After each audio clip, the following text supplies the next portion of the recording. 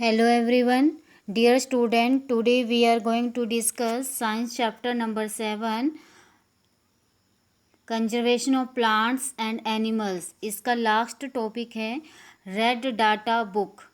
Professor Ahmed explains about red data book to the children.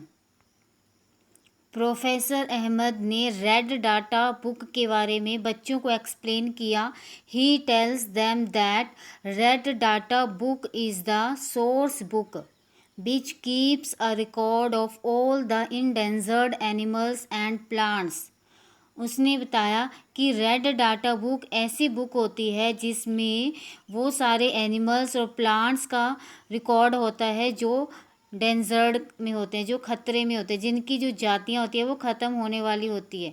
There are different red data books for plants, animals and other species. यहाँ पर जो red data book है वो plants के लिए अलग होती है और एनिमल्स के लिए अलग होती है और दूसरी स्पीसीज़ के लिए अलग होती है. For further details about red data book, ये आपको लॉगिन दे रखी है, इस पर आप ये सर्च भी कर सकते हो रेड डाटा बुक के बारे में. Migration. The excursion party then enters deeper into the forest under the guidance of Madhav ji. जो एक्सर्सन पार्टी एंटर्स डीपर, वो क्या घने जंगल में अंदर चले गए माधव जी गाइडेंस के साथ. दे सिट नियर द तावा. ये एक पोएम सी है. What would happen if we had no wood. क्या होगा यदि हमारे पास लकड़ी नहीं होगी. Is there any alternative available to wood. लकड़ी की जगह क्या कोई अल्टरनेट है जिसका हम यूज़ कर सकते हैं. I know that paper is one of the important product we get from forest. हम सब जानते हैं कि जो पेपर है वो हमें फॉरेस्ट से मिलता है. सबसे इम्पोर्टेंट प्रोडक्ट जो पेपर है वो हमें कहाँ से मिलता है, फॉरेस्ट से मिलता है. I wondered whether there are any alternatives available for paper. कि पेपर का अल्टरनेटिव और कोई दूसरा नहीं है. Reservoir to relax for some time. पहेली observe some of the words near the river. पहेली ने रिवर के पास कुछ वर्ड्स को ऑब्जर्व किया. Madhav ji tells the children that these are migratory words. Madhav ji ने बच्चों को एक्सप्लेन किया कि ये माइग्रेटरी वर्ड्स हैं. These words have flown here from other parts of the world. ये जो वर्ड्स हैं ये दूसरे बर्ड से, दूसरे वर्ल्ड के पार्ट से आए हैं, माइग्रेट होकर आए हैं. माइग्रेटरी वर्ड्स क्या होता है. Migratory birds fly to far away areas every year during a particular time because of climatic changes. जो माइग्रेटरी वर्ड्स होते हैं वो बहुत दूर एरिया से फ्लाई करके उड़ कर आते हैं, हर साल आते हैं और पर्टिकुलर टाइम होता है, ये फिक्स टाइम होता है कि इस टाइम वो आएंगे. क्यों आते हैं, क्योंकि उस टाइम क्या होता है, क्लाइमेट, मौसम में चेंज आता है.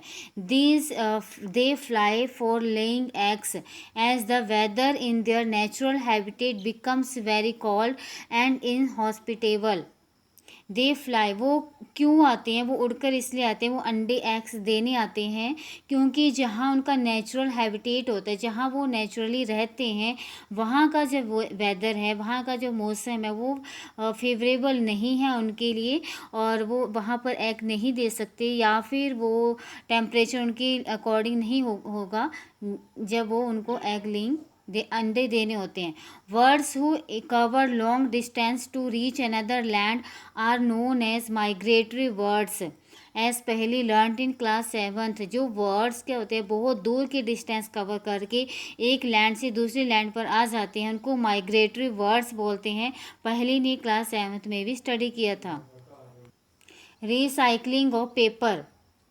Professor Ahmad draws attention of the children to another cause of deforestation. Professor Ahmad ने बच्चों को दूसरा रीज़न भी बताया, अटेंशन उनको उसके बारे में बताया, डिफॉरेस्टेशन के बारे में. ठीक है, डिफॉरेस्टेशन क्या होता है कि पेड़, कटिंग ऑफ ट्रीज, पेड़ों को काटना। ही टेल्स देम, उसने बताया कि that it takes 17 full grown trees to make 1 ton of paper. उसने कहा कि 1 टन ऑफ पेपर बनाने के लिए 17 फुल ग्रोन ट्रीज चाहिए। Therefore we should save paper, इसलिए हमें पेपर सेव करने चाहिए। Professor Ahmed also tells that paper can be recycled 5 to 7 times for use. जो प्रोफेसर अहमद ने बताया कि जो पेपर होता है उनको हम रिसाइकल कर सकते हैं 5-7 बार। If each student saves at least 1 sheet of paper in a day, यदि हर बच्चा एक दिन में 1 शीट पेपर की सेव करेगा, we can save many trees in a year, तो हम एक साल में बहुत सारे ट्रीज को सेव कर सकते हैं। We should save reuse used paper and recycle it, हमें इनको सेव करना चाहिए, रीयूज़ करना चाहिए, पेपर को रिसाइकल करना चाहिए। रिसाइकल का मतलब होता है इसका दोबारा से यूज़ करना। By this we not only save trees but also save energy and water needed for manufacturing paper। हमें पेपर ही सेव नहीं करने हैं, ट्री ही नहीं सेव करने हैं, बल्कि अगर हम ट्री सेव कर रहे हैं उसके साथ साथ हम क्या भी सेव कर रहे हैं, एनर्जी भी सेव कर रहे हैं, वाटर भी सेव कर रहे हैं। जो पेपर बनाने के लिए एनर्जी लगती है, वाटर लगता है, ठीक है। मोreover the amount of harmful chemicals used in paper making will also be reduced। जो पेपर बनाने के लिए हार्मफुल केमिकल्स का यूज़ होता है वो भी कम हो सकते हैं। If there any permanent solution to the problem of deforestation is there, क्या डिफॉरेस्टेशन का कोई परमानेंट सॉल्यूशन है? रिफोरेस्टेशन क्या होता है? Professor Ahmad suggest that the answer to deforestation is reforestation. Professor Ahmad ने बच्चों को सजेस्ट किया कि डिफोरेस्टेशन का सजेशन क्या है, कि मतलब उसको हम कैसे कम कर सकते हैं, उसको रिफोरेस्टेशन मतलब हम प्लांट्स को लगा सकते हैं, प्लांट कर सकते हैं, प्लांटेशन कर सकते हैं।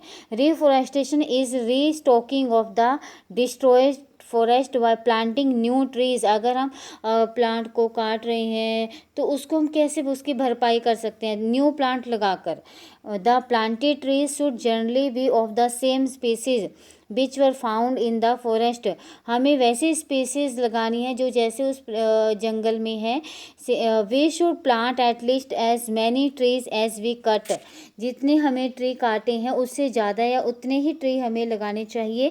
Reforestation can takes place naturally also. Reforestation naturally भी होता रहता है।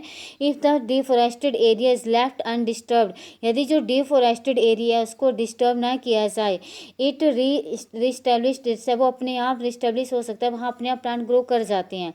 इन natural reforestation there is no role of human beings. Natural reforestation में ह्यूमन बींग्स का कोई रोल नहीं होता, वो उसमें प्लांटेशन नहीं करते हैं। We have already caused tremendous damage to our forest। हम जो अपने फॉरेस्ट के लिए खतरा बन रहे हैं उनको काटने का, if we have to retain our green belt for future generations, plantation of more trees is the only option। यदि हमें अपने आने वाली जनरेशन के लिए ग्रीनरी बना के रखना है फ्यूचर के लिए, तो हमें ज़्यादा से ज़्यादा ट्री प्लांट करने पड़ेंगे। Professor Ahmad told them that in India we have the forest conservation act. Professor Ahmad ने बताया कि इंडिया में फॉरेस्ट एक्ट है। दिस एक्ट, वो एक्ट क्या होता है? This act is aimed at preservation and conservation of natural forest and meeting the basic needs of the people living in or near the forest. Professor Ahmad ने बताया कि इसका act का एम क्या होता है कि हमें प्रिजर्व करना, कंजर्व करना नेचुरल फॉरेस्ट को, और उसकी जो बेसिक नीड है लोगों को जहाँ वो नियर द फॉरेस्ट रहते हैं वो सारे पूरी करना। After some rest Madhav ji ask the children to start heading back because it is not advisable to stay in the jungle after sunset. ये सब बताने के बाद माधव जी ने बच्चों को बताया कि हमें अंधेरा सनसेट होने के, सूरज छुपने के बाद जंगल में नहीं रहना है। ऑन गेटिंग बैक, हमें वापस जाना है। Professor Ahmed and the children thanks Madhav ji for guiding them through this exciting experience. Professor Ahmed और बच्चों ने माधव जी का थैंक किया कि उन्होंने इसको अच्छे से गाइड किया, और वो जो एक्सपीरियंस था वो उनका एक्साइटिंग एक्सपीरियंस था। ठीक है स्टूडेंट, ये हमारा चैप्टर 7 कंप्लीट हो चुका है और इसके आज क्वेश्चन आंसर भी कंप्लीट हो जाएंगी। ठीक है स्टूडेंट, और अपने साथ साथ एग्ज़ाम की तैयारी भी करनी है। अभी आपको डेट शीट भी आप तक पहुंच गई होगी। आपके एग्ज़ाम है FA2 के। सब बच्चों ने बहुत अच्छे से पेपर देने हैं और होनेस्टली एग्ज़ाम देने हैं। सब बच्चों ने लर्न करना है, नोटबुक प्रॉपर बनानी है। ठीक है स्टूडेंट, थैंक यू।